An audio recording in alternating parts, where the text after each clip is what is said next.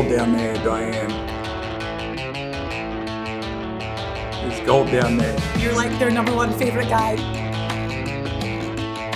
Because you won them cash. Hi, it's the Secret Golf Tour report on, well, our favourite week of the year. It's the Players Championship at TPC Sawgrass. It's our favourite week for a number of reasons. I mean, personally for me, it's my favourite because I live 10 minutes from the course. So it's our hometown event and everyone's always excited about coming to Ponte Vedra for TPC Sawgrass. We're going to have some fans back this week, so people that don't even really know that much about golf, they're all fired up because they get to go have a fun few days. But the main reason that we love it so much is that our very own Elk is a two-time Players Champion. Well, Diane, this course has been a part of my life, obviously, on the tour, winning twice. Been lucky enough in 91 when I was very young, and it was a great win for me because it gave me a 10-year exemption. I was able to come back in 1997 and do it again. But this course, Diane, is built by Pete Dye, who I was lucky enough to know pretty well. I designed a golf course in New Orleans with Pete, and I know a little bit. I learned a lot from him about what he tries to do. And now he tries to intimidate you on the tee almost on every hole. He tries to get you to look exactly away from, for example, on 18, everybody knows the 18th hole at TPC, water all the way down the left. He told me, he said, "Elk, I want the water slapping on your heels when you're standing there, if you're a right-hander." And what it does, Diane, you look down the fairway and you see the water left and it makes you want to go to the right. And the more you go to the right on a Pete Dye course, on that hole, the worse the angle you have. So if you're going to play well on Pete Dye golf courses, particularly the Players Club, you have got to challenge the trouble. You've got to play almost right down the alleyway if you're going to do any good. It's the thing I always remember because that's one of the very first things you told me about TPC Sawgrass years ago is this visual intimidation. And I notice it now whenever I'm at the tournament, and I've been lucky enough to be with you the past couple of years walking around, but there's water, there's bunkers, the greens look tiny when you're standing on those tee boxes. Yeah, when I played this tournament, Diane, the first time I walked on to this course, I think I played 9 holes on the back 9. I came in and I was pretty sort of dejected. I sat down and said, I don't think I can do any good on this course. It's too intimidating. It's too narrow looking. It's too everything. And as I got to play the course and understand it more, I was able to unlock that course a little bit and know a way to play it.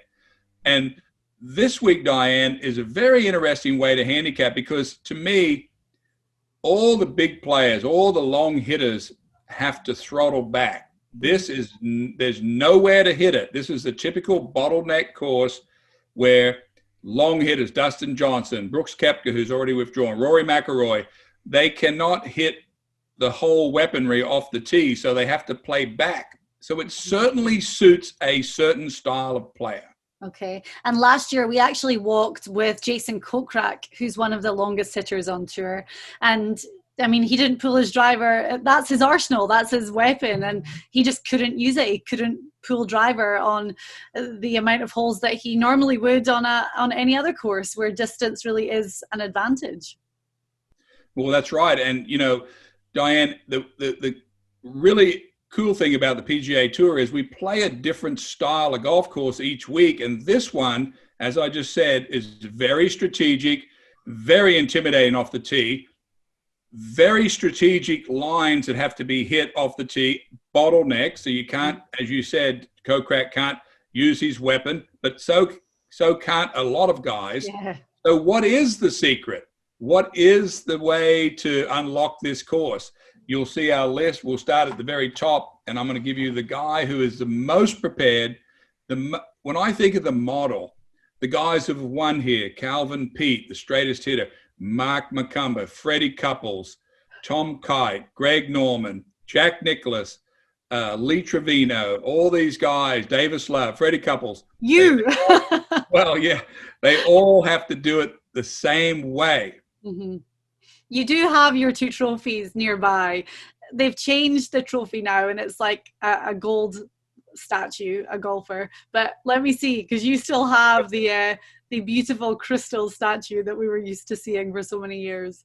It must be noted that I asked you if this was too obnoxious to show these today, and you said definitely not. We were like, no, you have to. Wasn't quite my idea, but this was the trophy, Waterford Crystal. I think it takes about 8 beers or 9 beers fills it up, Diane, and that's happened to both of these over the years. So these are great mementos for me. But, you know, what everybody is trying to do this week, Diane, there's a lot at stake. Most money they'll play for all year, but what the players are eyeing and what we were eyeing back then was a 10-year exemption onto the PGA Tour. Now it's only 5. But what an opportunity to win this tournament and get a 5-year free pass to the tour.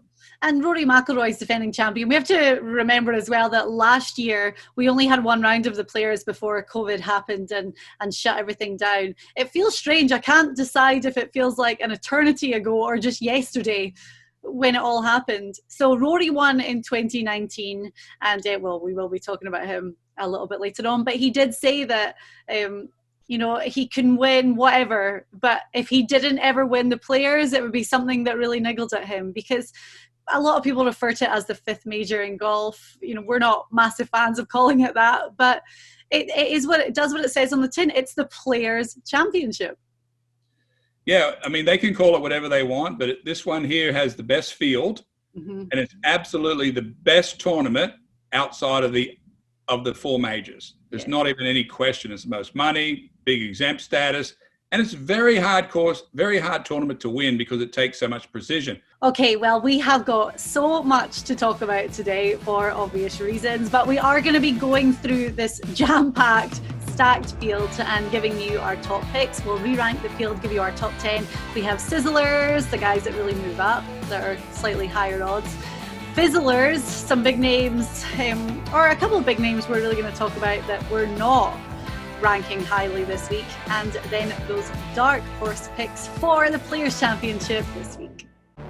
Compete against your friends on PGA Tour events. Win cash and bragging rights. Test your golf knowledge. Experience the success and failure of PGA Tour players. Man. SG Tour app is an engaging golf experience designed by professional golfers that created a variety of games, including single and multi-day games, as well as tournament-long contests. It's really simple. Join or create a game, pick 4 players, and win cash. You can even immerse yourself in interactive features, including course strategy, putt predictor, and daily content exclusively from PGA Tour players. The word is out and golf fans are catching on. So don't miss out. Download the SG Tour app now. It's our tour report for the Players Championship at TPC Sawgrass. And well, how lucky are we that we're joined by 2-time Players Champion, 91 and 97, Steve Elkington. You normally come to town, to Jacksonville for this week, and we get to go to the course. There's a Steve Elkington gate that my dad has been sending me pictures of for weeks now. There's artwork up in the clubhouse. I mean, we get to catch up with all of our Secret Golf contributors as well, so it's kind of a little bit different this year, but we are going to see 20% capacity for fans out there. It's going to be great to see everybody back down there. Of course, this is the home of the Island Hole. Now the tournament has moved back to March. Last year there was so much talk about this event being moved to March, and why was that important? Because it's going to be windy and it's going to be dry, and there's some rough this week. And what does that mean for everything? Well, this course, Diane, suits a certain style of player. It's a very controlled course. It's a guy that can really control his iron shots. And, you know, there's two shots on this golf course that you actually have to move the ball from right to left. Number 2 is a par 5 and number 16 is a par 5. Me, when I played here, I was able to move that ball left to right. I'm a medium height hitter because the wind doesn't affect my ball as much. And we put all that into our considerations this week. But, you know, when I think of Colin Morikawa, I'm just telling you at the top of the board, that's where he sits. when I think about what style of player should win on the Players Championship, and everyone else on our list falls in behind Morikawa, I'm saying to you that the best iron players with a slightly left to right bias, medium trajectory, guy that doesn't have to be too long, it's only 7,100 yards, doesn't have to throttle back, it's Colin Morikawa sits on top of the list this week. Okay, right, let's quickly just go through the stats that we're really looking at. And as we've said a few times now, 48 of the top 50 playing in the world, it's the best field. So you have all the big names playing. Hopefully we're going to add a little bit of flavor in there and give you some other picks, and we'll do that especially with our Sizzlers. But I mean, our top 10 is absolutely stacked this week. As you've said, iron play is going to be key, so that's a big stat we're looking at. Also, ball striking, which is a combination stat, total driving and greens in regulation, scrambling, putting average, birdie average, and par 5 performance as well, because you just noted there 16. I've got my favorite hole behind me, the 11th. I just love the 11th. I always look forward to it because you've got that water right before the green, and then you have that kind of like big runoff area as well around the green, with of course that wraparound bunker. But par 5 performance we're going to be ranking highly this week too. As you said as well, March.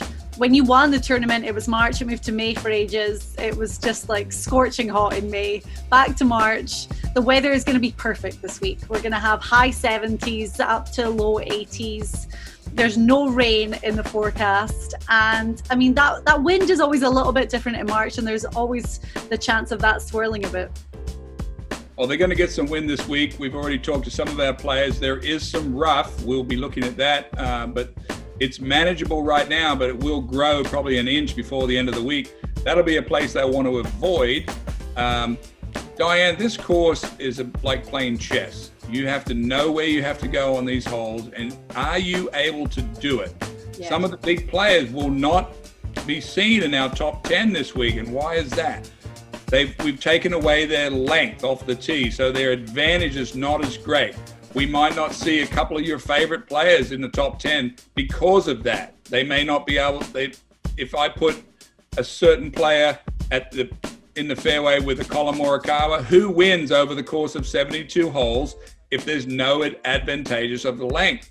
So I can almost throw this piece of paper out. I've got to take guys because when I look at some of these stats, I've got a minus 40 yards off some of the tee shots on some of these guys. Yeah. So it's all very difficult this week, but I know this because I've done it. You have to hit your irons almost perfection for the whole week. Okay. Right, let's get into this re-ranked top 10. And as you say, we have Colin Morikawa at number 1. He just won the WGC at Concession. So on those Bermuda greens, being in Florida, this is the third event that we're having in this Florida swing. And when Morikawa won the WGC, you had said that he was maybe starting to bend the bar. He was the one bending the bar on the whole distance thing. And it's interesting that Bryson just won last week, but we had that smart, controlled play from Morikawa and an incredible iron game.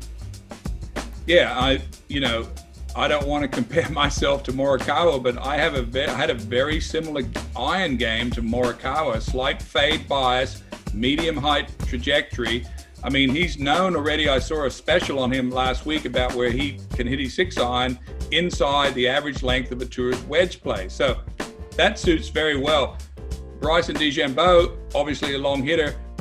Those two, squished together on this course. What's going to happen? But the other thing I like about Morikawa's style of play, Diane, is the tempo and the length of his swing. Mm-hmm. There is some very, very big pressure shots on this course.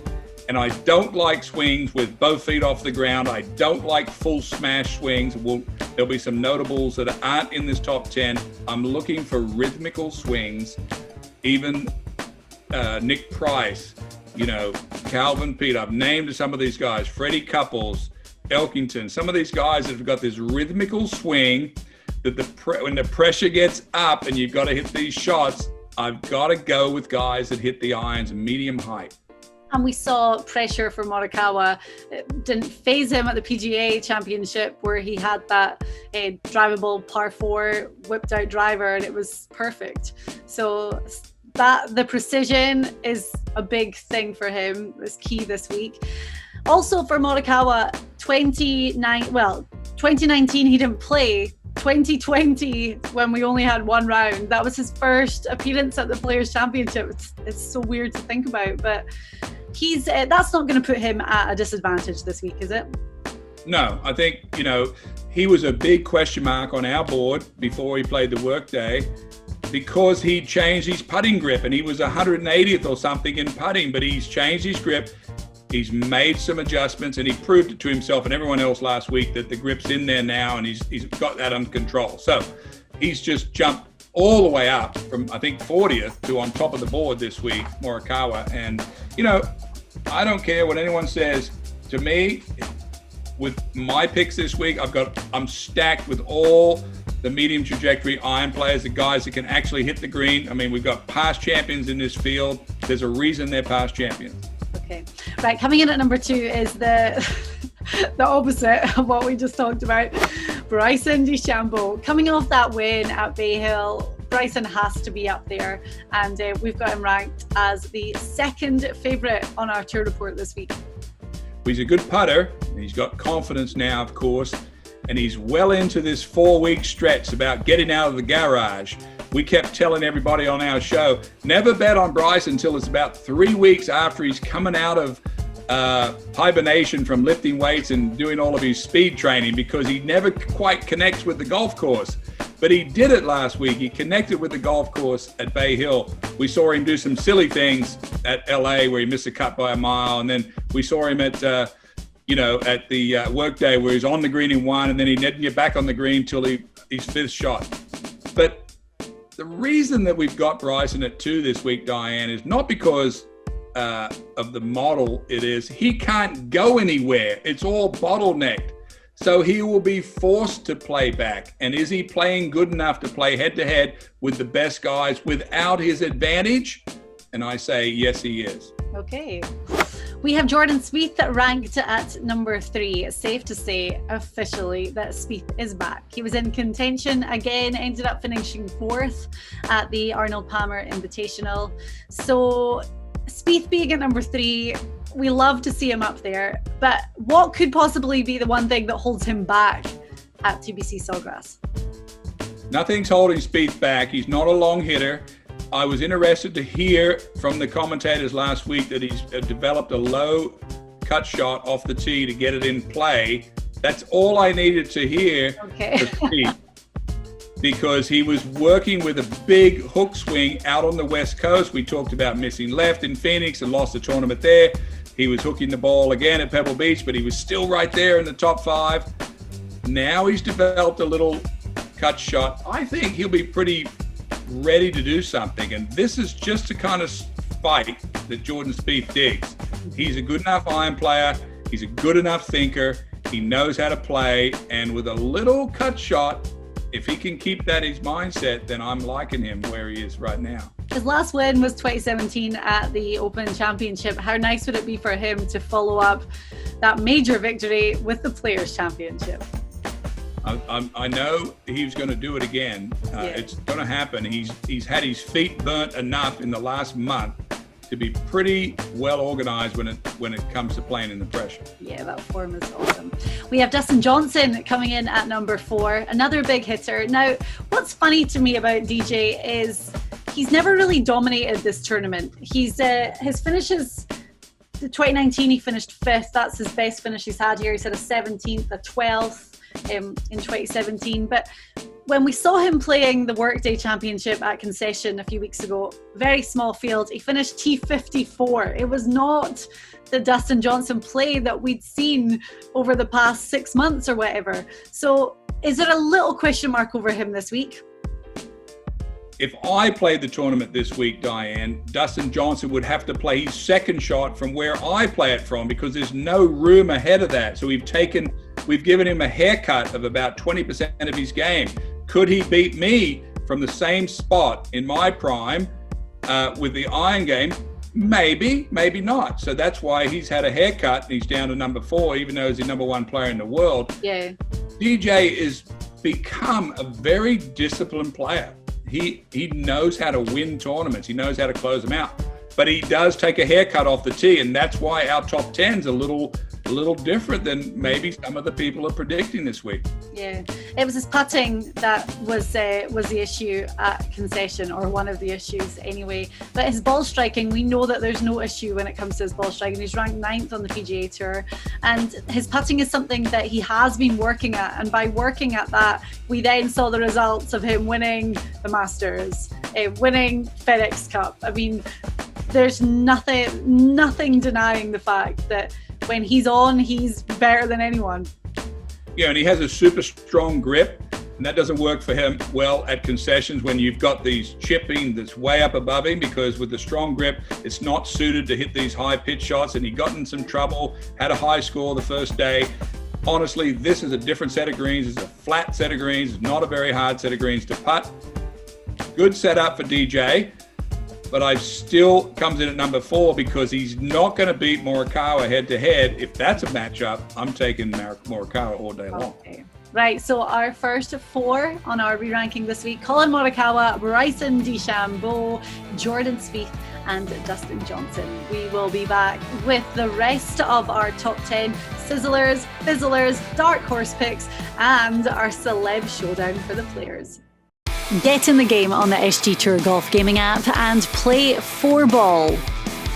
It's a classic stroke play competition based on the aggregate scores of 4 players. Who makes your team? Well, pick 4 guys, 1 from each tier based on the current world golf rankings. Want a tip? You need 4 guys to make the cut. Get in the game on the SG Tour Golf Gaming app, available on iOS in the App Store.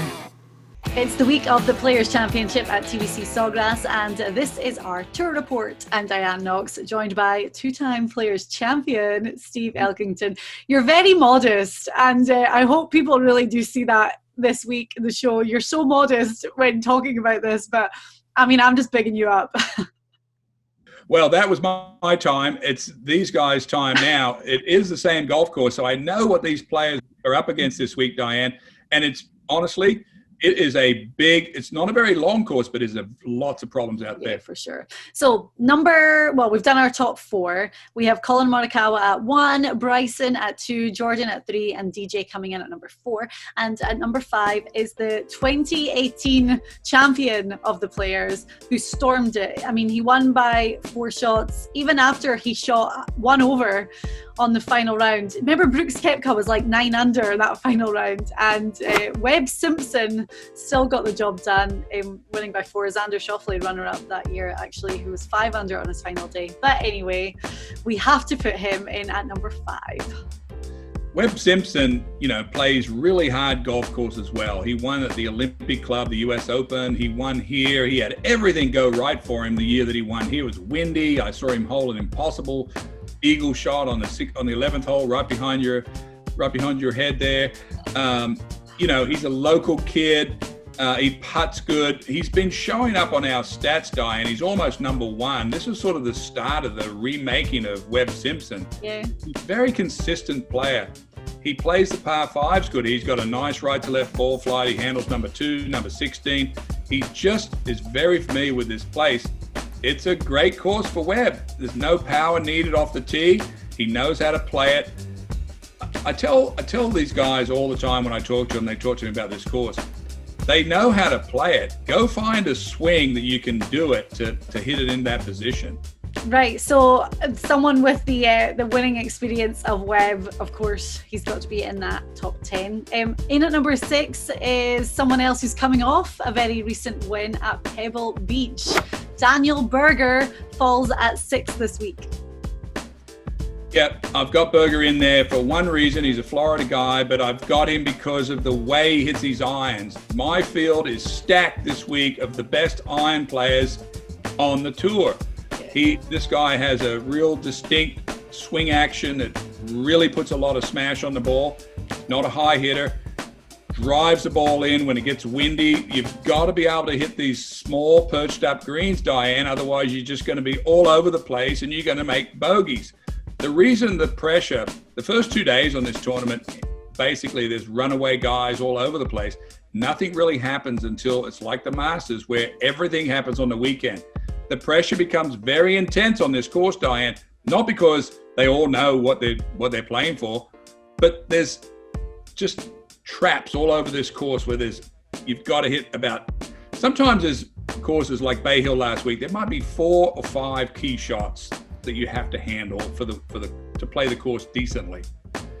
This one is about 15, and the hardest ones are at the end. The 17th hole, we'll talk about that soon enough, but then you got to play the 18th. It's just as hard. So the end of the round gives you a lot of stress. And the weather on Sunday, I said that it's going to be perfect. Sunday is going to be the worst day of the 4, where it's going to be a little bit cloudier. The wind's going to get up a little bit. We even saw a couple of years ago, I mentioned when Webb won, that Koepka went 9 under on the Sunday, but guys just seem to come out of nowhere. 2 years ago, I remember Eddie Pepperell, Johnny Vegas going low on Sunday, and it jolted them all the way up into the top 5. So it's exciting that you know that you're going to have that final round drama. Now, you talk about excellent precision and iron play. So the guy at number 7, to me, the epitome of his game, we've got Sung Jae Im. I love guys that hit it solid, and Sung Jae Im has touted by the other tour players. They go over and watch him hit iron shots sometimes. So again, there's no surprise if someone says who's Elk picking. His team is stacked with the best iron players that the tour has to offer. Yeah. Sung Jae Im has that technique. He has the idea. He knows what to do on this golf course, and it's all up to him. But he is in this position in the top 10 because of his superiority with his iron play. And I haven't really mentioned odds for any of them because we've had a lot of the big guys, so you can kind of guess that their odds are pretty low. But Sung Jae Im is the highest in our top 10 at 55-1. Actually, there's someone else tied to that, but 55-1 for Sung Jae Im. That's great. Nobody be looking at the stats quite the way we do this week, Diane, because it's impossible to take the stats of the year or even currently and give a lot of these guys a haircut because of their distance. They don't know how to handicap this field. I know how to handicap it from a physicality standpoint of what's required. Then we've got to dig in and try to find the guys that are actually hitting the irons well and who's in form, and that's not easy. Yeah. The guy that comes in at number 8 is always in form. It's very rare he has any sort of an off week. We didn't actually rank him that highly for the WGC at Concession, and we were right because he finished 39th in the end. But he's so consistent, and it's almost like if anyone can do it, Xander Schauffele can. Finished runner-up in 2018, so shows that he knows how to play this course. Likes big pressure. The player that wins this tournament has to deal with a lot of pressure late in the tournament. Schauffele has the length of swing that I like. He has the balance in his swing that I like. He under pressure at Phoenix, he started to hit the ball right to left. I hope he's fixed that.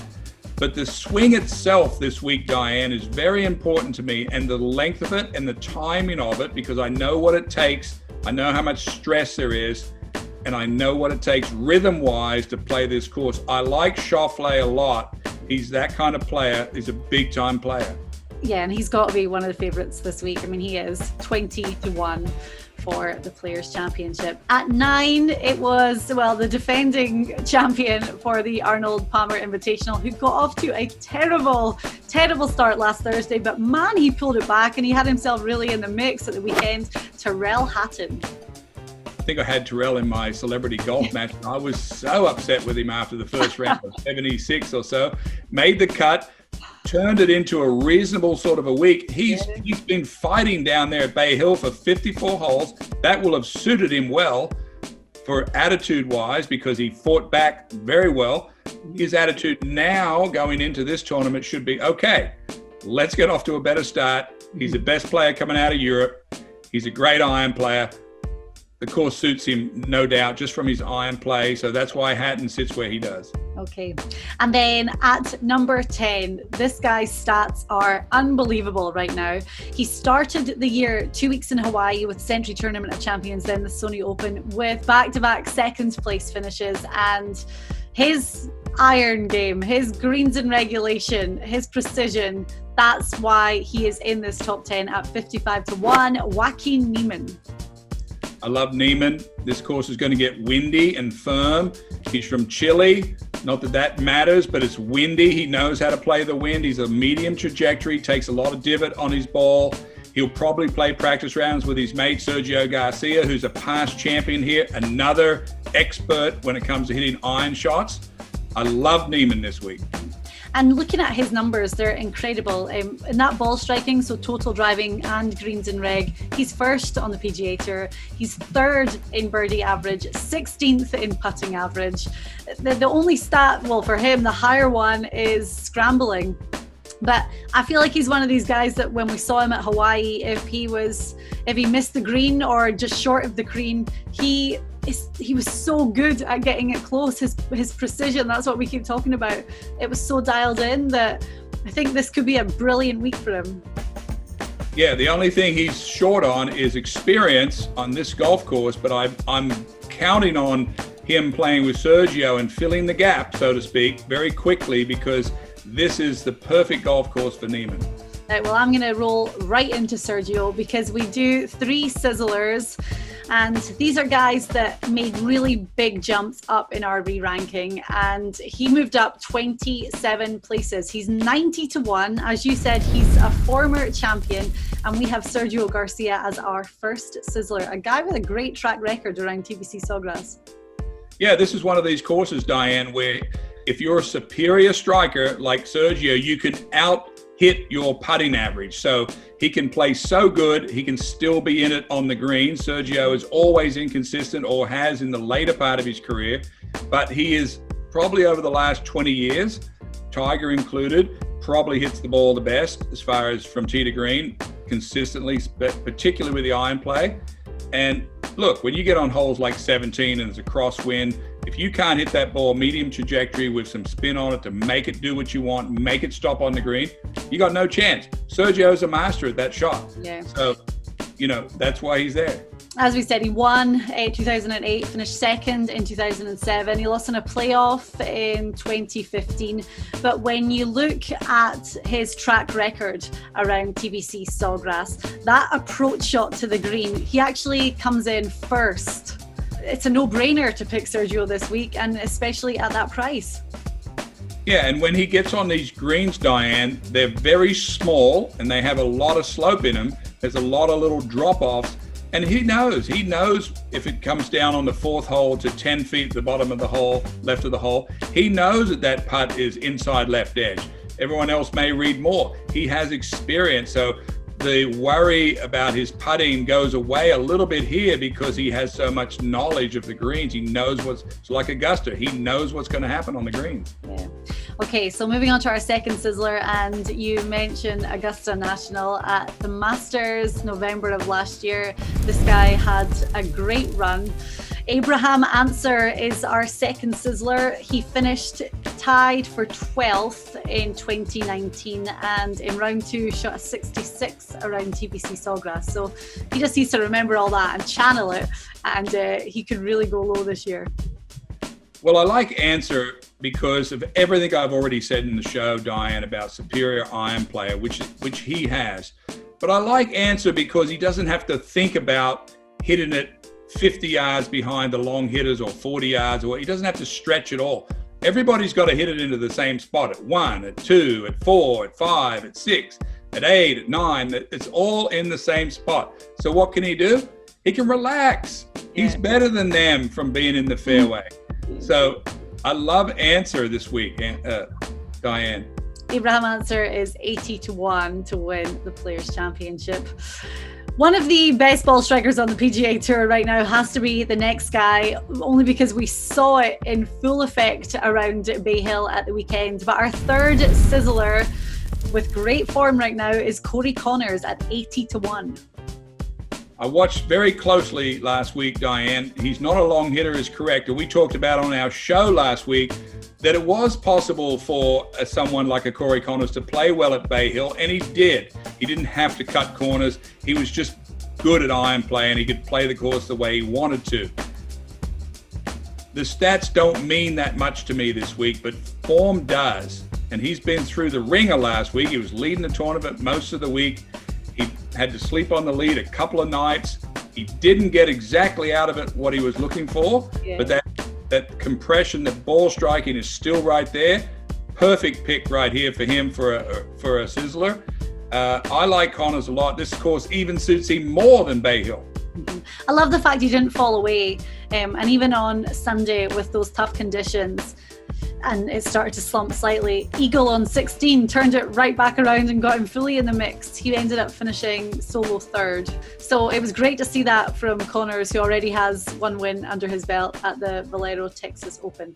Right, so I'm just recapping our picks here. Our full top 10: Colin Morikawa, Bryson DeChambeau, Jordan Spieth, Dustin Johnson, Webb Simpson, Daniel Berger, Sungjae Im, Xander Schauffele, Tyrrell Hatton and Joaquin Niemann. And then our three Sizzlers: Sergio Garcia, Abraham Answer and Corey Connors. Still to come on the show, there's a couple of big names, two in particular, that we haven't mentioned so far. We're going to talk to you about them and tell you why they're not high up on our picks. And we also have the Secret Golf Celebrity Showdown. We will go through what that's all about, and we'll recap our scores from last week. Play Money Grabber on the SG Tour. Instead of strokes, it's all about the cash. You pick a team of 4 players, one from each tier, and scoring is based on the money that your team wins. Your guys missed the cut? No problem, you're still in the game. The SG Tour Golf Gaming app, available on iOS in the App Store. It's our tour report from Secret Golf for the Players Championship at TPC Sawgrass, one of the greatest weeks of the year. It looks a little bit different this year. Normally we are at the course and we have media credentials and we're spending time with all of our guys, but we will catch up with a lot of them. And normally you're here with me, Alex, so it's kind of strange that we're not walking that course this morning. I hear the golf course is in pristine condition. We've seen the rough is manageable right now, Diane. We expected a dry week of weather, which is going to dry this golf course out, get some wind going, and it's going to become very unpredictable what's going to happen with the ball. Yeah. The guys that are hitting the ball the best, superior strikers, are going to just mow down this event this week. There is no such thing, Diane, as hitting 3 fairways and 5 greens and shooting a good score at this course. Okay. So, going to talk to you quickly about the SG Tour, our golf gaming app. Now, we have a game that runs every week. It's called the Secret Golf Celebrity Showdown. We're going to be doing that shortly, and I'll be unveiling our celeb guest for this week. But basically, we pick a 4-ball team for the tournament each week. Now, you have to get your picks in before play begins on Thursday, obviously.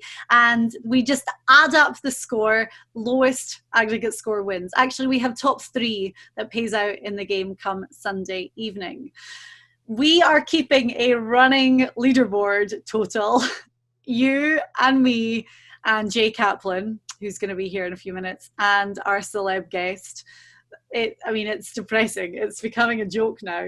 You finished 3rd for the API, and Jay finished 5th. I won money. I won money, Diane. I won $20. Didn't I? You actually won more than that. You won $36.10. I finished 15th. Travis Fulton was our celeb guest. He finished above me, which is baffling because he got up to such a terrible start. The thing that hurts me the most about this week, and I'm almost over the fact that I'm doing so badly, but my boyfriend plays every week and he finished 2nd. He won $54. Great stuff, Garrett. Yeah, well done to Garrett. So we'll be talking about that shortly, and we will get into it with our guest for this week. Now, we have a few names that have been missing from our list, you may think, when it comes to our top 10 and our Sizzlers. 2 big names in the field this week that we're just not picking. The one I'm going to start with is defending champion. He won in 2019.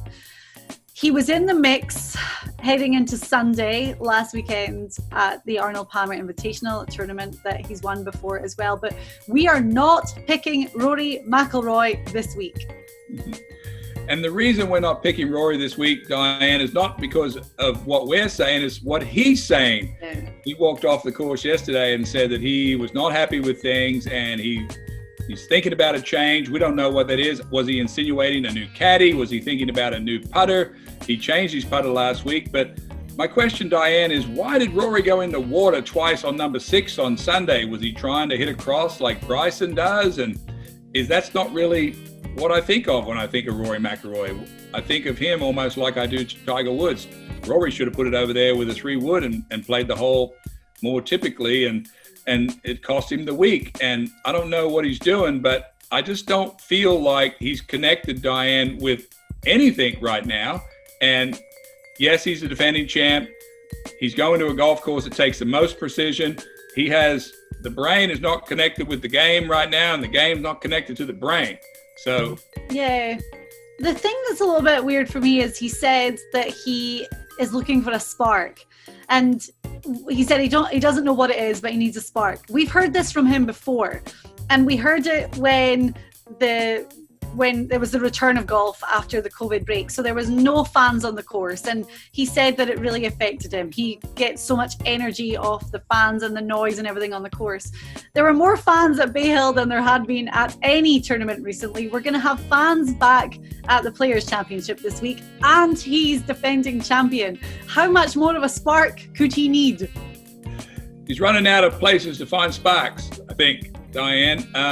No, I think Rory, I don't want to say he's his own worst enemy, because he's always very truthful and sort of saying things about his worries. But, it's hard to say. I mean, I always think, okay, what would Jack Nicklaus do? That's what I use that mantra in my whole career. What would Jack do? Jack would make it simple.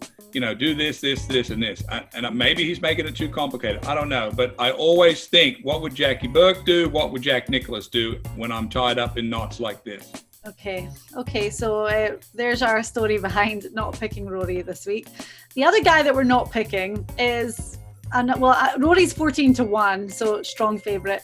This guy's 16-1, so again, favourite. And you know why, as soon as I say the name, Jon Rahm. He's going to be one of the favourites any tournament that he's playing. Why do we not have Jon Rahm on our list this week? Well, I'm a big Jon Rahm guy, Diane, but I'm just not one this week. He's going to have to take a good 20 to 30% haircut off the tee. He's going to have to play the golf course a slightly different way for him. But the thing I don't like for Rahm this week on this course is his rhythm. He's a very aggressive player, and he goes after wedge shots from 150 yards. Does he have the in-between swing where it just softens one that won't bounce over, and all these different little shots? His game works good almost everywhere, but I have to look at Rahm and say, okay, if I put Rahm in the same spot with Morikawa, who wins the tournament if they're going to play 72 holes together? And I think Morikawa beats him 2 aside. So, yeah, Rahm fell out of my thinking this week, Diane, because of his swing tempo, very fast, plays almost all full shots. Maybe he doesn't. If he was on the show, maybe he said, no, I play a lot of little shots, but I just don't like that much firmness on this course. And as we've said throughout the whole show, it's the greatest field in golf. So it's hard. There's only 10 places in the top 10, so we can't pick everyone. So the line is fine, and we were saying that Rahm might go out and prove us completely wrong, and that's fine. Yeah, no, I think, Diane, for me, there's other guys that are not in it. Justin Thomas is not in it. Very fast swing tempo, very up off the ground at impact with his driver. Can he hit it into these little bottlenecks? Mm-hmm. No one likes Justin Thomas more than me. I'm looking at the medium range swingers, Diane, with good tempo, but more importantly, ones that are strategy orientated, good iron players, medium trajectory. When we get around to 17, we're going to talk about it in a minute, 18, 16, how do they handle these holes in the big wind? And the field is actually bigger than ever this year because due to the whole COVID crisis, the guys that finished in the top 125 in the FedEx Cup standings, if they weren't in the field for the players, then they got in. So it's a huge field. They're going to be chasing daylight this year, especially on Thursday and Friday. Yep, but every one of those guys will be happy to be in there, Diane. I think they're playing for about 15 million this week. I think, what is that, 2 million first? So this is a game changer. 5-year exemptions at stake, a lot of points, all that. But, you know, the course is a real superstar, Diane. Pete Dye has made a chess match on grass this week, and it's going to be very interesting to watch. Yeah. So big stacked field. That means lots of picks for the Secret Golf Celebrity Showdown this week. And well, let's get right into it. It's Celebrity Showdown. So we're on to the Secret Golf Celebrity Showdown. I don't really need to go into too much detail when it comes to how the leaderboard is standing. All I will say is our 2-time Players Champion is top of the leaderboard still. But as we say, it could all change every single week. Now, this week, well, we're very happy. We are joined by someone who's actually finished third at the Players Championship before, tying the course record. He played on the PGA Tour for years. Now he is an amazing podcast host, and he is killing the game when it comes to the TV coverage for CBS. Colt Knost. Well, hello, everyone. Thanks for having me. Thank you for being here. It's great to hear you talk about a course that has many fond memories for you. Yes. I mean, as I've talked with Elk many a times, it's my favorite tournament on the PGA Tour, one of the most unique golf courses. And I hate to do this, but I actually have to give Elk a lot of credit. The year I did finish third, I actually called him and said, can you teach me some of your secrets around this place? Because you have an incredible record. I would love to know. And we went through hole by hole one day. And I took that game plan into TPC Sawgrass in 2016 and played great. It was really cool. So I got to give him a lot of the credit. Well, you get all the credit. You hold the course record. Of course, you know better than anyone that it's when it comes to this course, you have to be able to hit the shots. And that's what this week is all going to be about, how hit the shots. It's a little bit of rough. It's going to dry out. There is going to be some wind. We're back in March. Were you in March? You weren't in March. No, I've never played in March. I've only done May. So definitely going to play a little different, obviously a little longer. And then obviously the rough's up a little bit. But either way, I just love this golf course. I get so excited for Players Week. Cool. When it comes to a week like this, and as you say, your favorite tournament, do you miss being out there playing on tour? A little bit, but I'm also way less stressed in life now without having to go out there and play against these guys that hit it 350. But this one was always special. It has the really big atmosphere. You know, it's a big event. I mean, the crowds are huge. Obviously, the golf course is special. The purse is rather big. You definitely, that catches your eye. But yeah, you miss it a little bit. But I'm very happy doing what I'm doing right now. It doesn't matter whether it's a major or not, but what it is the biggest perks come with it for winning it. 5-year exemption, the most money. It's got the great field. It's on a great course. As you said, it's got a great atmosphere. It doesn't matter where it sits. It's just very important to the players because it does take maybe the most amount of sort of shot making or making the ball do what you got to do to get it to play the course properly. You can't fake it around this place. Like it rewards being aggressive, being bold, as you could say from last week with Mr. Palmer. I mean, you've got to suck it up and hit golf shots. And what I think makes the place so special is you look at the list of winners. I mean, you look at yourself, you look at guys like Fred Funk, Justin Leonard, then you go to Adam Scott, Henrik Stenson, Phil Mickelson, Rory McIlroy. I mean, anyone, any type of game can win around here. And that's what I think makes a great golf course. Jay and I were just talking about this actually because we were doing going through our dark horse picks, and Elk and I have talked about this on the show that distance it does not put you at an advantage here, and you were one of the shortest hitters on the PGA Tour, really. So it's nice that, as you say, you have to kind of map your way around here. Yeah, you definitely do. You have to. I mean, you really have to think your way around. You can't let up for 1 second. What I liked about it is, there's guys hitting 2-iron. Some of the longer guys might be hitting 2-iron. And if I hit driver, we're playing from the same spot. And if you let me play from the same spot as some of the long guys, I feel like I can compete on any golf course. Yeah. Right. Well, what we do is we go through the 4 tiers on the SG Tour Golf gaming app. So our Secret Golf Celebrity Showdown, it's a public game. Anyone can join. $10 to enter and top 3 payout. Jay, have you won any money yet? Diane, thanks for asking. Of course I've won some money. I just haven't won a week yet, but I'm nipping at Elk's heels. And I keep waiting for a celebrity to kind of actually get in this thing. I think we have a guy, maybe. I mean, the guy does hold the course record, finished 3rd. I feel honored that I'm sitting here, us 3 guys with such great experience at TPC Sawgrass. Colt holds the course record. Elk's won twice. And I had the best hot dog of my life on number 11 once. Just a phenomenal experience. Did you go through the Elkington gate that day? That would be the topper there, Yeah, well, it was closed that day, Elk. I'm not sure why, but it was. I keep laughing because my dad, who plays at the Valley course, which is right next to TPC Sawgrass, he sends me a photo of that bloody Elkington gate all the time. Every time he walks by, he's like, "Yeah, look where I am." Right, Colt, my track record sucks. I mean, there's no getting away from that right now. And they make fun of me every week because I pick my brother, who you know very well, and even for this week, I haven't finalized my team. Once you give us your picks, your team is locked in. We can change ours back and forth. I'm hovering over him this week, and I just don't know what to do. Well, I'll tell you a great story. So the year I played well in 2016, I think I was in like the next to last group on Saturday, and Russell was in the group in front of us. And as everyone knows, you're on 16 green, you're over there looking at 17 to see what's going on, see where the pin is. And all of a sudden you start hearing the crowd kind of moan and groan a little bit, and you see Russell go 1 ball in the water, then another. I believe he ended up making a 9 and took it like a champ, like smiled. And I mean, it's tough to watch as a player because you're over there like, oh God, now I got to go hit that shot. Yeah. Like, what am I going to do? But it was a very interesting moment for me having to watch that and then going over and hit that shot on 17 on Saturday. It was tough to watch as a sister on TV back in Scotland. Yeah. Oh, God. And they've got a commercial running on TV right now, and they keep showing his reaction. They have like all the good moments, and then they have him. Oh, man. Anyway. Tough one.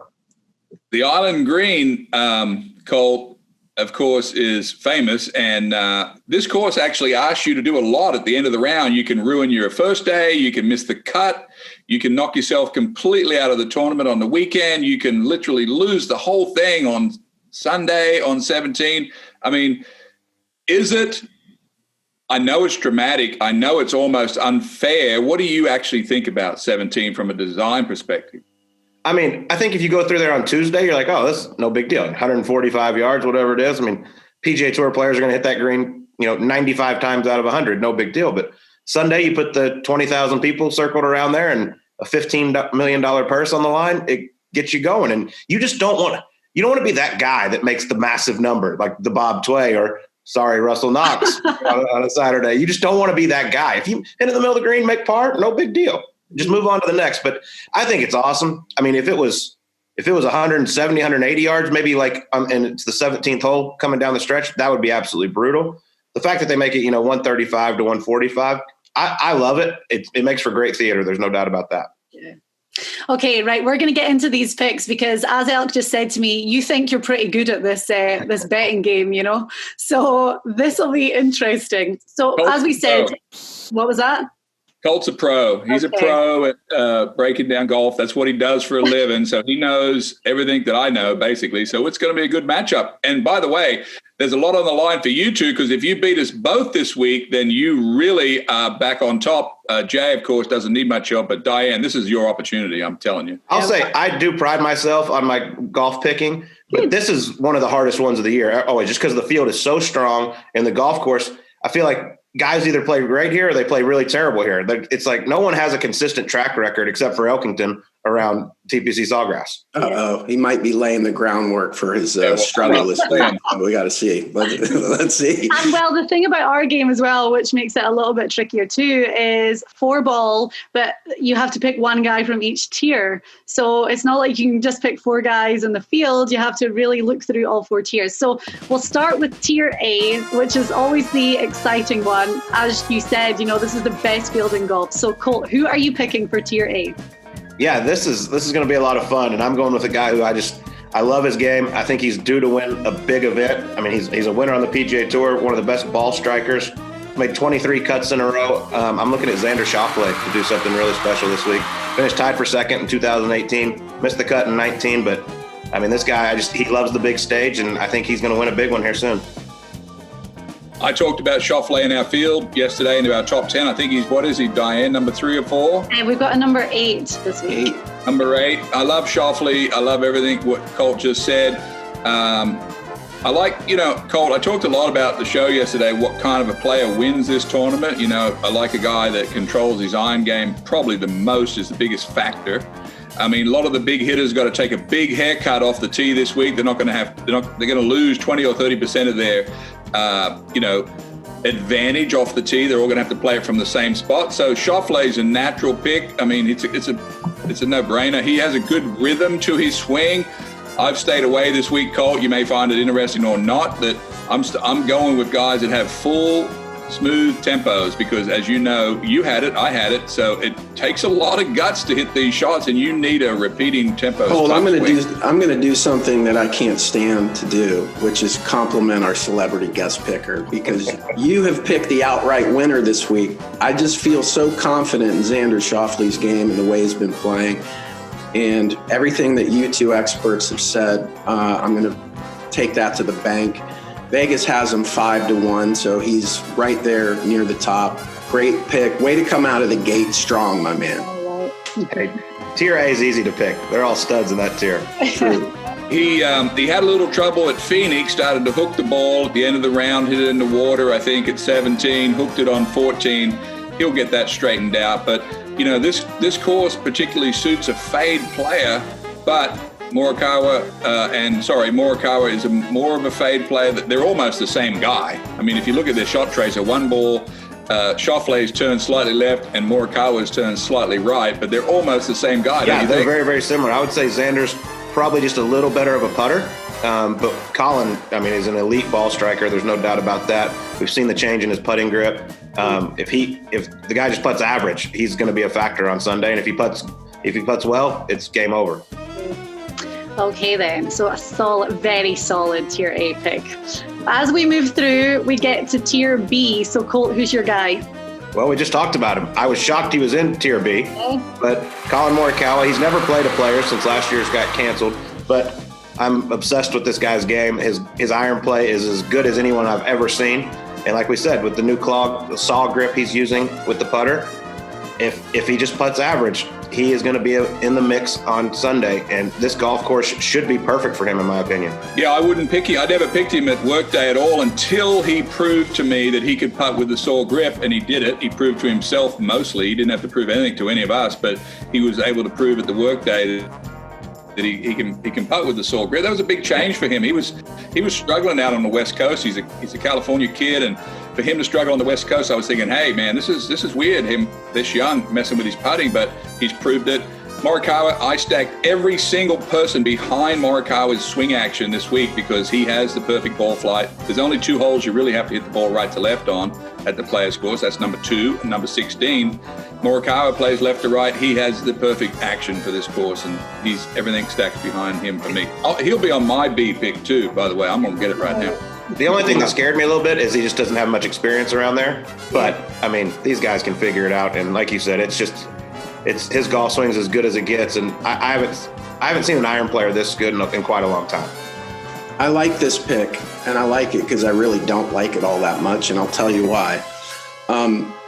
This guy, first of all, I love watching this guy play. Everything's so smooth, and I love these young guys that come out and are so good. He's coming off a win. You said 2 things, Colt. One, he's not played here.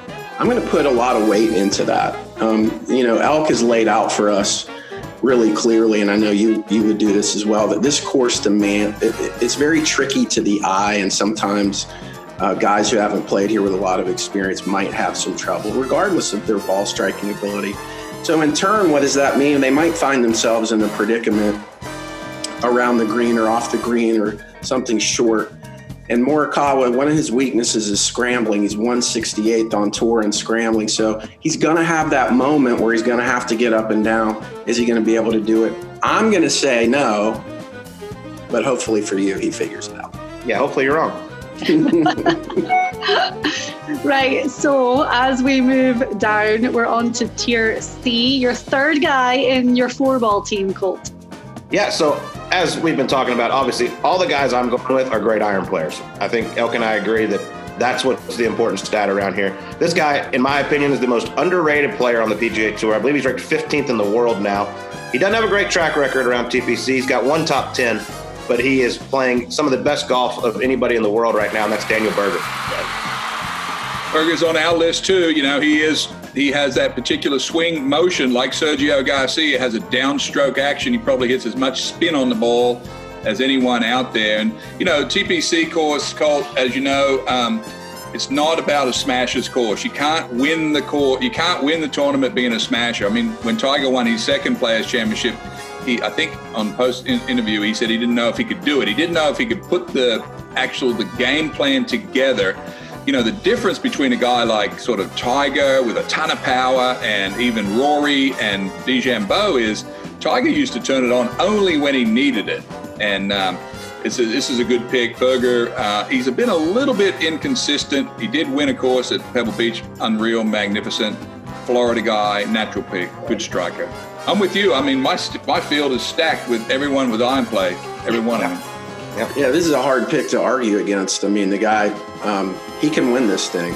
I mean, if you get a guy in Tier C that you feel comfortable winning, you probably have a pretty good roster. He's miscut, finished 35th. There's nothing to argue about Daniel Berger. The guy, he fits right into the mold you guys are laying out. He's going to perform this week without question. This seems like it'll be an on week for him after being sort of an also-ran the last outing. One thing I love about Daniel Berger is, and we saw it at Pebble, that he's got this confidence that's almost arrogance. But what that means is that he just fights. Like, he wants it so bad. And you could see that when he held the putt on 18 at Pebble. So, and I like that in him. I always have. He loves the moment, in my opinion. Like, I mean, he wants the ball at the end of the game. He loves the big stage, and he does have some cockiness to him, which I think is great. And if you look at Pebble Beach, where he won, very small greens. TPC Sawgrass, very small greens. I like this pick a lot around here. If you like arrogance, then you should have been out there with my era when we had Lanny Watkins and Hale Owen and Lee Trevino and guys that, Hal Sutton. All these guys, right? Nick Price, Greg Norman. I mean, Tom Watson. How about some of that? I love that. I love it. I wish we had that. Some more trash talking during tournaments. I love that stuff. Yeah. The fourth tier. I know that you were a little bit back and forth with this one, but I am interested to hear who you have settled on for Tier D. Yeah, I'm probably going to kick myself for this because normally when you change your mind, it backfires on you. But I love Harris English so much. I love his golf game. I just love how he plays the game. His golf swing is beautiful. The rhythm, like we talked about. But I just pulled up this morning. I looked at his track record at TPC Sawgrass, and it is awful. He's missed like 6 cuts in a row there. I'm like, oh, dear God. And he hadn't been playing well the last month. So I decided to change, and I'm going with a flyer here. Okay. A guy who's really turned his game around. He's been really struggling for the past 2 years, but he's really starting to play a lot better golf this season. And he's a veteran. He knows the place very, very well. And this is going to shock you, I think, a little bit, but I'm going with Zach Johnson, another great iron player. Oh, okay. A little bit of a, shorter hitter, obviously, but he's got 28th in greens in regulation this year on the PGA Tour. He's had a couple seconds around TPC. This is a shot in the dark. This could be the difference in winning and losing, but I'm going to go with it. Even Superman has a weakness. Zach Johnson. He has it. I love Zach Johnson. I do. He's a great guy, great friend of mine. The key to this game, of course, is to get 4 guys to make the cut. I think you've established this pick as a guy that I think, knowing you as well as I do, he's probably going to make the cut for me. He may not win the event, but he's going to hold my position in Tier 4. Zach Johnson's a straight hitter. He knows the golf course really well. He doesn't, as you said, he's had some success at TPC. There's a ton of ways to win at the Players Championship, Colt, but there's only one real way, and that is you got to be superior with your iron play. Zach's got it. He's got it in him. He's getting a little long in the tooth. So, Jay, I feel there's a bit of a weakness here. He's wobbly at the end of the day here. Oh, man. I absolutely, with all of my heart, love this pick because you have opened the door for the three of us to take advantage of the celebrity picker. But let me just say this. I totally respect you going off the radar. This is a dark horse among dark horses. He's 225-1, but there's a good reason for that. We have him ranked 90th in our field. But yes, Colt, you even said it building up to this pick. You're going against your first gut instinct, Harris English. So I'm going to jot down Harris English versus Zach Johnson, and I'm going to track that all weekend long and just see where your roster falls apart. I feel like Elk, there's an opening. We got to take advantage of it. Just wait till Sunday when we see Zach Johnson there about T8. And I'm looking like an absolute genius. All right. I look forward to it. There's no doubt. We have a live scoreboard that you'll be able to check in on at any time you want. Colt has stacked his team with the top players in each tier. He's kind of overlooked that guy that might jump up, that guy in A and B and C that is sitting down below. So this is going to be interesting. He's given me a lot to think about. Well, I've got a question because I'm a little bit shocked that you didn't pick your buddy. After his recent form, why isn't Jordan Spieth part of your four-ball? You know, Jordan is playing some awesome golf, and I'm so happy for him. You know, he's got 3 top 4s in his last 4 events. It's just he doesn't have a great track record around here either. And off the tee still concerns me just a little bit for him. It's better, but it's still not where it needs to be. You can't be playing out of the rough all day around TPC. You'll just get punished. Just not a great setup for him, I don't think. Okay.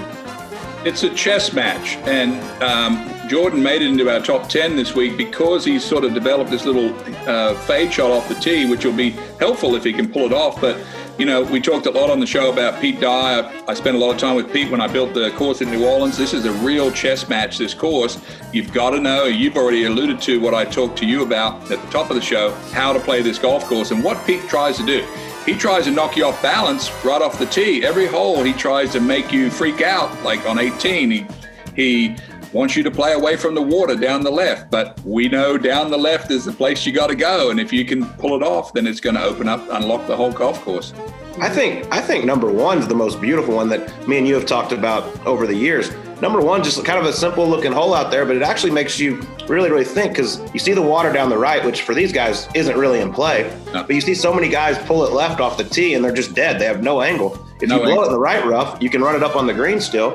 So you got to really think your way around TPC. There's no doubt. There's a plan. There's a plan. What's another hole that you love to watch, Colt? I think number 4 is fascinating, the little short par 4, because it's another one. You see the bunkers and you see the water down the right, so everybody goes over there and they blows it in the left rough, and then you just can't hit that green from the left rough. You're dead. If you hit it the fairway bunker, you're fine. I mean, especially with the skill level these guys have. They can still hit a wedge or 9-iron onto the green from the fairway bunker. But I love the whole golf course. It makes you challenge the trouble, which is one thing I got abused on during the coverage at Pebble Beach because I got so mad when guys on number 6, the par 5, were blowing it left of the bunker up on the hill. I'm like, this is just, I hate this. Like, you're not even having to hit a golf shot. You should have to challenge the golf shot. And at TPC Sawgrass, you have to challenge. You have a challenge on every hole, and you have to attack it, or you're probably going to be going home Friday afternoon. Yeah, you're right. That's enough. You've unlocked a couple of mysteries of that course already that I've told. Bryson DeChambeau, Colt, to wrap up this show, you know, let's talk about him for just a second. He, you know, we've talked about him, of course, he went to SMU where you did. You know him very well.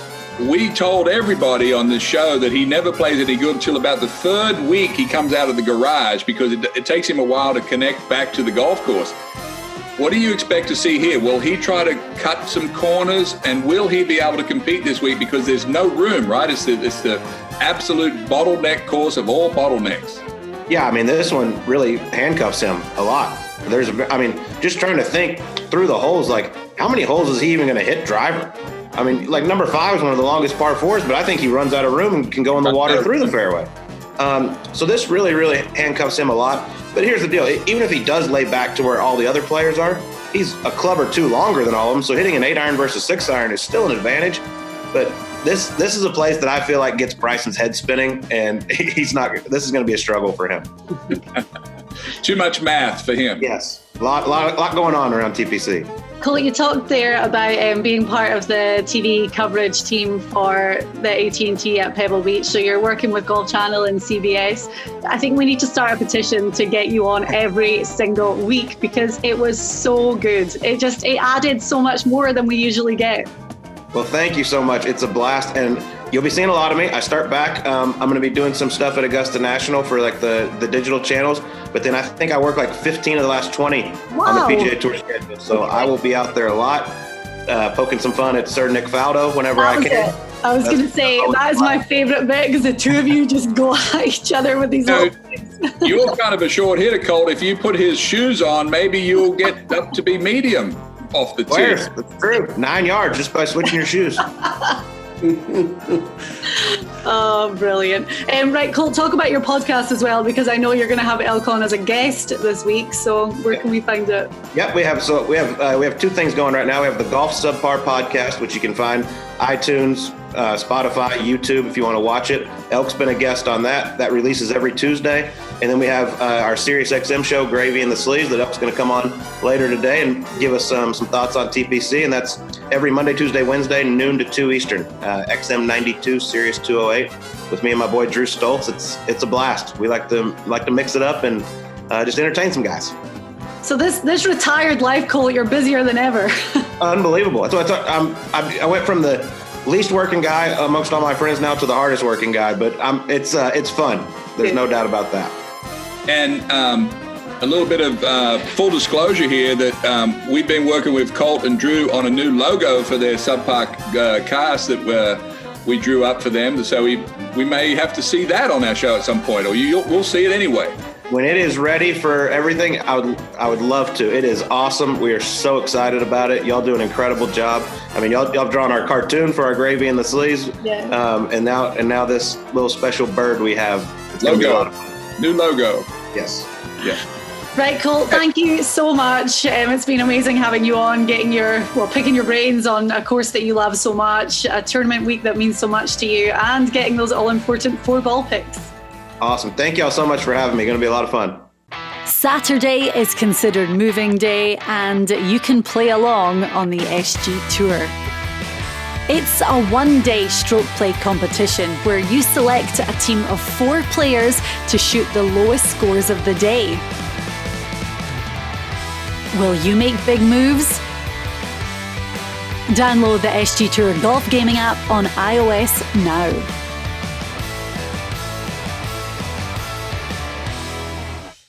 Well, the time has come for those dark horse picks.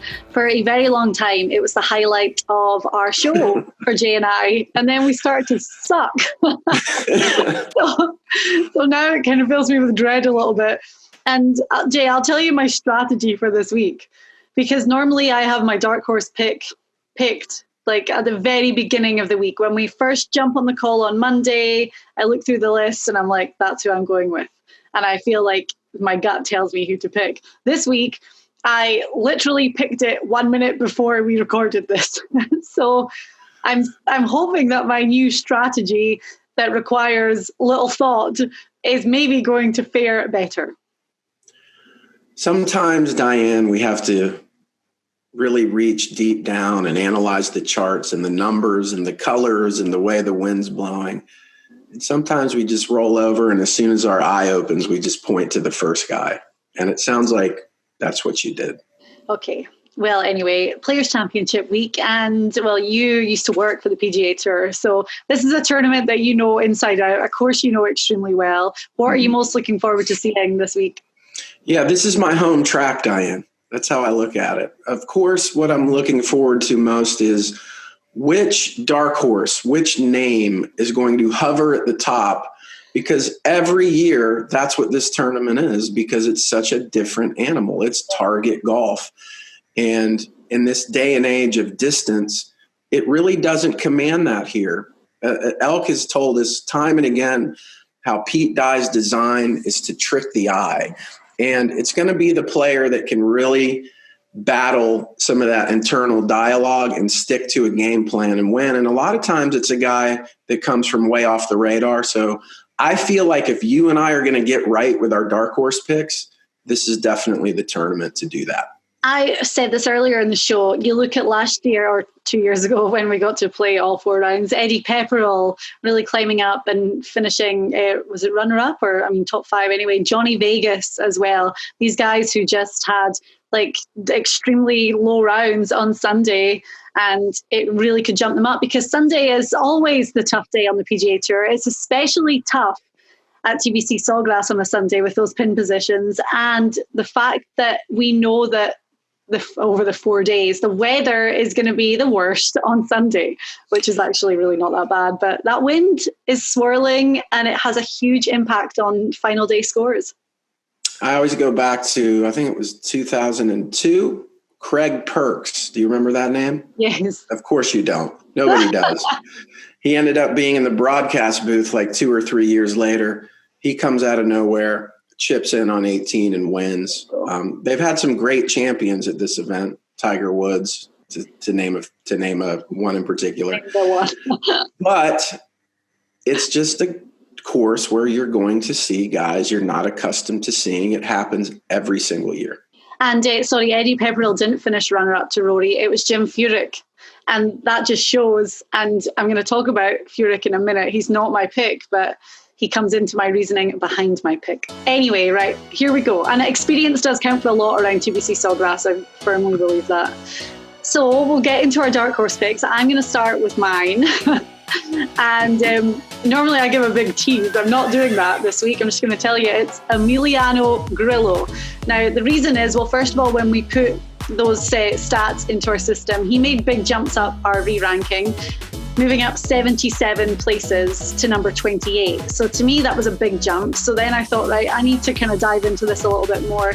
His ball striking is incredible. He's 10th in ball striking, which is total driving, and greens in regulation. Greens in regulation really stuck with me because I saw Grillo at Bay Hill, and he ended up finishing in the end 21st. But when you look at the total greens in regulation stats, just specifically for the PGA Tour through the Arnold Palmer Invitational, Grillo is 6th on the tour. Jim Furyk, incidentally, is number 3 still. So when you look at the Furyk model of, Grillo does have distance off the tee, but it's that accuracy, it's the iron play, it's putting it close and managing to convert.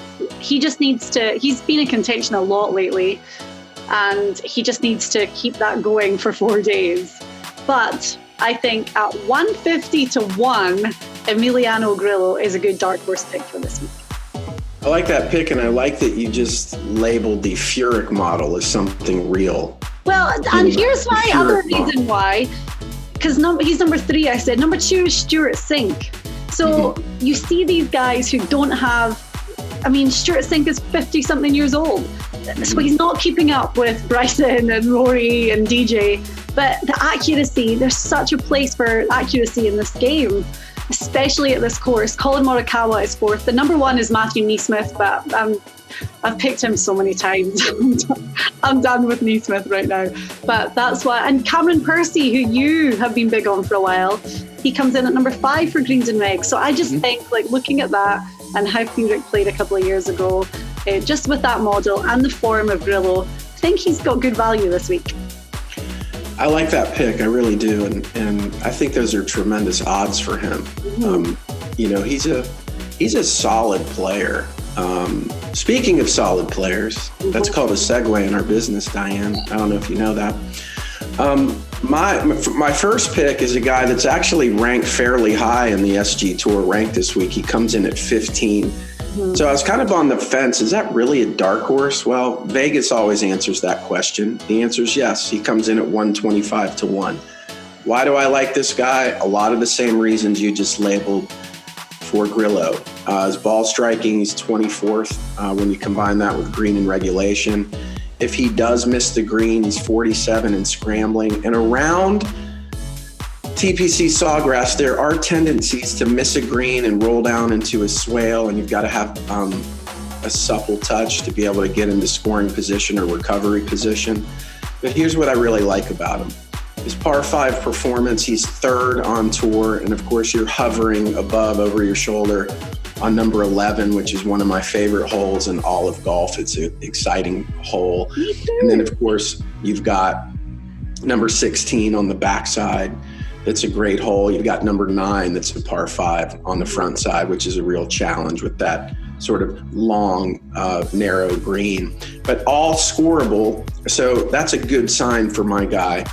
And he's 14th in putting average. And his last 3, he's finished 15th, missed cut, and 4th. Have you said his name yet? I haven't said his name because it all adds up for me to reveal the marvelous, the fantastic, the super duper big daddy dark horse of the week, Carlos Ortiz.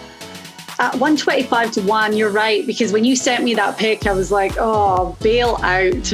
But You're right, at 125 to 1, that's so good. And when we were looking at all of our numbers, Ortiz was very close to creeping into our top 10 for this week.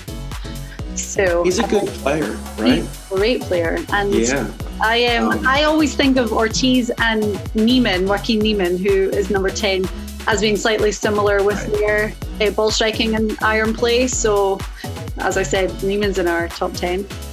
So Carlos Ortiz is your first guy. I feel like, well, I know this, but with your second guy, you're going for experience. You got it. This is a guy that's been out here forever. And he's one of those characters on tour. He came out looking very shagalicious and very surfer-like.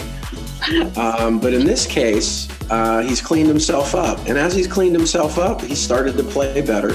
He knows this track inside and out. His numbers are pretty steady. The one thing I really like about him, we have him ranked 21st in form coming in. He's finished 10th, 52nd, and 7th in his last 3. And in our top category this week of ball striking and green and regulation, he comes in at 54. Across the board, he's a light green on our chart.